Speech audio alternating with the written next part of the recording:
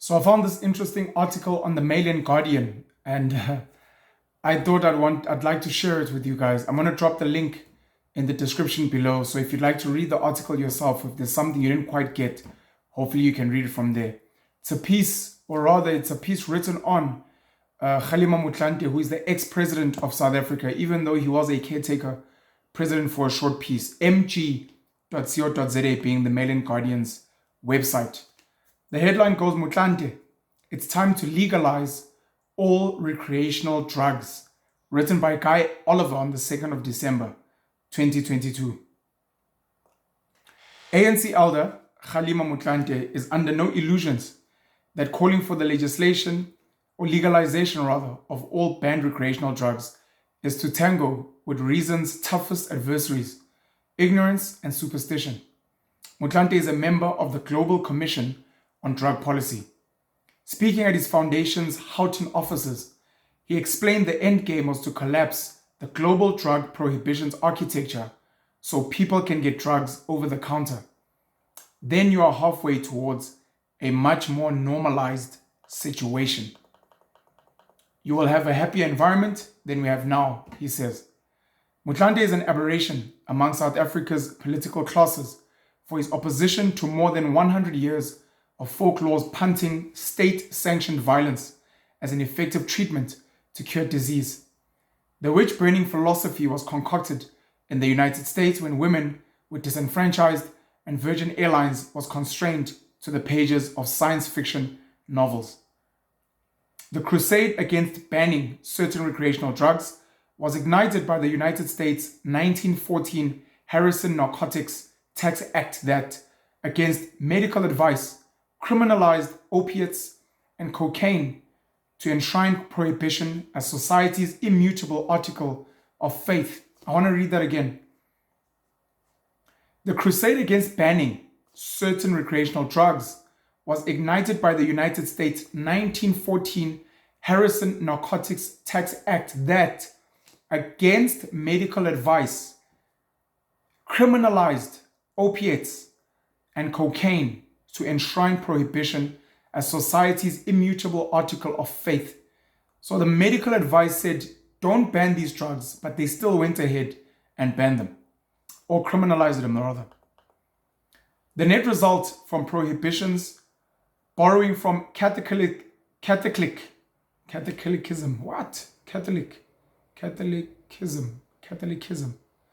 The net result from prohibitions borrowing from Catholicism's dogma of unaided reason has poisoned democracies, spawned military adventurism, xenophobia, mass incarceration, and incalculable human rights abuses, among other deleterious side dishes to create a picture-perfect blueprint for organized crimes enrichment. Yes, says Guy Oliver, this English, bro.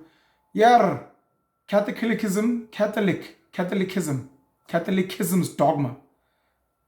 Military adventurism, mass incarceration, incalculable human rights abuses, among other deleterious side dishes to create a picture-perfect blueprint for organized crimes enrichment.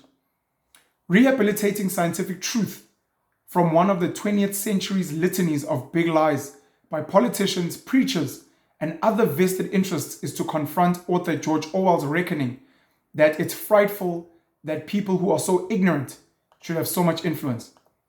Motlanthe ascribes the ignorance of South Africa's political class's prohibition endorsement as victims of a prejudice transmitted from generation to generation. It's not scientific, it's not based on any scientific evidence. The whole notion of banned substances has not worked at all. The Global Commission on Drug Policy is a collective of political and intellectual luminaries who, after a decade of scientific and social investigations, identified prohibition's design flaw, its existence. Motlanthe's Global Commission colleagues include other former presidents, premiers, and prime ministers from Brazil, Colombia, Chile, New Zealand, Nigeria, Poland, and Timor-Leste. Geez, I don't even know that place. Timor-Leste, among others, as well as public intellectuals and renowned humanitarians, and all on an offensive to expose a fraud. We need to strive for government to move towards legalization of recreational drugs, Motlanthe said. Politicians and the public need schooling in scientific evidence rather than faith in prohibition's pure superstition and utter nonsense. I won't lie, when I read this article, I started getting flashbacks of ex-President Thabo Mbeki and his questioning of HIV and AIDS and how socioeconomic factors are actually the major cause of AIDS, and how he was disputing or questioning, does HIV, a virus, actually lead to a syndrome, a concoction of illnesses? So Kgalema Motlanthe, now ex-President Kgalema Motlanthe, is also part of a group that is questioning whether recreational drugs are actually bad, because it seems there's no scientific evidence. It seems like the medical fraternity, even historically, has said, don't criminalize and ban these substances. And what they're saying basically in this article is, it's because these substances have been banned and criminalized, especially on the back of religion and politicians. It's exactly that has led to organized crime. And it's exactly that's led to all the xenophobia. Of course, if you see a Mexican, if you see someone from South America, if you see a Nigerian, like, it's probably a drug dealer, etc. Then you have this high xenophobia, this thing of treating people like others and in unfair ways just because of the legislation. Also, the idea which you have to think about is, who gets to decide which drugs are right and which ones are not? Because there's a lot of people that are addicted to certain sleeping drugs, headache tablets, Ritalin, etc. But those are fine. But then with other drugs, which, let's say like marijuana, for some people they're like, but these are not really that destructive, especially if taken on a reasonable basis. And obviously in South Africa, you've got a situation where we've largely decriminalized marijuana, which is weed. But there's still like licenses that are gatekeeping for certain elite people with money to make money, while ordinary people can only just smoke a joint in their homes. Of course, people like Joe Rogan of the Joe Rogan Experience have spoken openly about using psychedelics. People like Elon Musk has joked, I think Lil Wayne has done as well, has joked about how Coca-Cola, that we love so much, used to have cocaine in it, and that they need to put cocaine back in Coca-Cola. How many other drugs do we have, should we have? Avatar 2 is coming out now with James Cameron, the director. And in Avatar 2, I think they have this drug, I don't know if it's called ayahuasca, which is a psychedelic in the modern world now, with mushrooms and the rest, and how some people use it to cure certain depressions, illnesses, etc., to lower anxiety. There are some medical spaces, legit medical spaces, that prescribe marijuana tea, etc., for asthma, breathing illnesses, to calm people down, etc. So these are just some of the important conversations we need to have, because a lot of people are very ignorant about certain foods. They're ignorant about certain things that people smoke, that people drink. They're ignorant about certain drugs. What defines a drug? What is a drug? And what's a good drug and what's a bad drug? In a continent where, when colonization happened, a lot of the herbs and medicines we use traditionally have been called barbaric and backwards. Today, you've got herbal, organic, and some of these things were burnt, and you'd inhale the smell or the smoke. Some of these things were licked. Some of these things work for various things, but those were criminalized and banned, and somehow they seem to be coming back now, obviously through a different gate. Let me carry on reading. The ignorance is not confined to the corridors of Cape Town's fire-gutted parliament, and is reflected internationally and in many cases exceeded.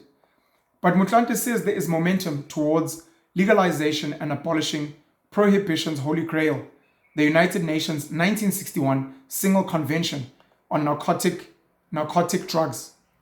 Since the 1990s, more than 20 countries have eroded, to varying degrees, the convention's preeminence through decriminalizing drug use and possession, while channeling redundant security and criminal justice budgets towards harm reduction programs. The rubber touched the road for the legalization lobby 2 decades after the 40-year-long Salazar dictatorship was overthrown in the 1974 Carnation Revolution.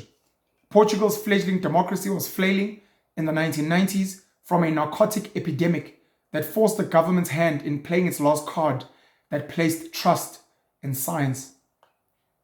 Portugal dispensed with prohibition's patronizing sadism. It accepted people of good and bad relationships with recreational substances, and medical and psychological resources should prioritize those suffering the bad rather than criminalize them. Portugal dropped from the highest rates of drug harm to the near lowest among fellow European Union states after decriminalizing all recreational drugs in 2000. South Africa's Constitutional Court 2018 decriminalization of cannabis was a beginning. We have not gone the full distance, Motlanthe said. The whole thrust is to decriminalize and legalize substances. The Constitutional Court ruling has loosened the grip of the police, which is a huge resource allocated towards literally arresting end users. The ruling allows police to focus on serious criminality. Decriminalization is prohibition light. Users escape criminal sanction, but product supply chains remain illegal, ensuring drug cartels and syndicates continue to feed from absurdity while keeping the justice and security sector in the loop and corrupt cops on the payroll. Legalization removes the security services and criminal justice networks from the equation, as well as its associated wide-scale corruption and violence. There will always be pushback. Those with vested interests always have their policies, Motlanthe says. It's not easy to end prohibition. Dismantling prohibition's war economy, which has seeped into society's almost every facet, will wound and maim both legal and illegal businesses raised on a dysfunctional diet. Just off the top of my head, I know they're trying to create laws in South Africa where people can't supply scrap metals to fly-by-night cash for scraps spaces. And the reason they're doing that is because they're saying these spaces are opening up the stealing of cables for phone and for internet, the stealing of railway lines, the stealing of other steel products from homes, from companies, etc. They say if we can regulate the stuff and we say these guys that pull trolleys and that collect scraps, they must bring stuff to commissioned, regulated spaces so that those spaces can confirm where the steel, this wire, etc. comes from to ensure that there's no criminality. I'm just thinking of something like that.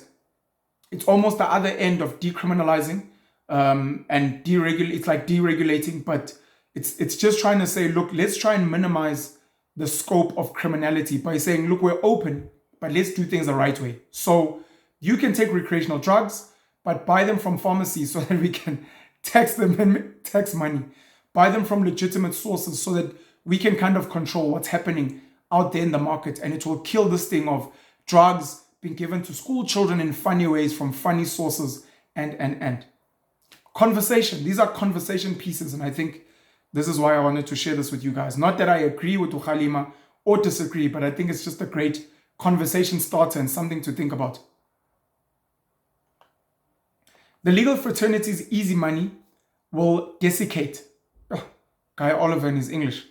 Bloated government rolling security sector contracts terminated and reallocated to health and social services to the soundtrack of preachers preaching Sodom and Gomorrah's damnation, as we've heard with homosexuality and the LGBTQI plus community, where you hear these wannabe religious people on social media, oh, this is the end of the world, Jesus is coming back, this is what they spoke about in Revelations. The crime lords may well instruct their pocket politicians to thwart any drug legalization, much like Angolan MPLA President José dos Santos, army general selling weapons and munitions to Jonas Savimbi's UNITA rebels to maintain a conflict's profit logic. It's interesting that they decided to use Angola with rebels, where when you speak about the military complex, the military industrial complex and the money that is made from war, I think America is one of the most famous countries in the world where a lot of money is made from making weapons and wars, and all the army bases and all the little wars that they fund and that they partake in as well. Makes a lot of money for people that manufacture wars. Legalizing drugs is the existential threat to organized crime's business model that would force a switch to a substitute, Motlanthe says. Although nothing quite matches profit margins raked in by prohibition, be it alcohol or opioids. Legalization advocates envisage a regulatory regime including quality control for the majority, if not all, presently illegal recreational drugs, with guidelines similar to alcohol and tobacco for their production, marketing, and distribution. The legalization lobby shares prohibitionist ambitions to reduce drug harm, but its methods are proving more successful in answering the defining question, why do heroin addicts get cages and alcoholics get treated? Whew. Funny enough, speak about alcohol, in this country where cigarette ads are not allowed, and for a long time marijuana was not allowed, some of the biggest deaths are caused by alcohol-induced drinking and driving, gender-based violence or some other violence, murder, people being drunk in the streets, walking in the streets, getting hit by a car, etc., etc. Alcohol has a lot of ads, funds a lot of sporting events, gives a lot of money to government through tax, creates a lot of jobs, a lot of industries, versus certain, like the Middle East, countries where alcohol is not allowed, where they don't have such a problem. I'm just saying, as a counter to this, you'd say, look, alcohol is not criminalized in South Africa, but look at the devastation it's caused. Versus criminalizing alcohol, yes, it creates a black market, but you have less alcohol in the market. Becomes one of the counter arguments. Alcohol is enjoyed by the elites. That's why it's legalized. Motlanthe says, of all the substances, alcohol is the most dangerous. This is what Motlanthe is saying. Whereas an alcoholic can reach out for help, a cocaine addict cannot ask for help even though they are in dire need of it. It's an act of criminality and therefore lies in the rub. And therein lies the rub, he says. It's complete ignorance and prejudice, moral prejudice. Article written by Guy Oliver, who is a photojournalist, and this is from the Mail and Guardian.co.za. Looking forward to hearing some of your thoughts on this very, very important conversation about legalizing or decriminalizing recreational drugs in South Africa and probably around the world as well. Penuel the Black Pen. Dankie, Yabo.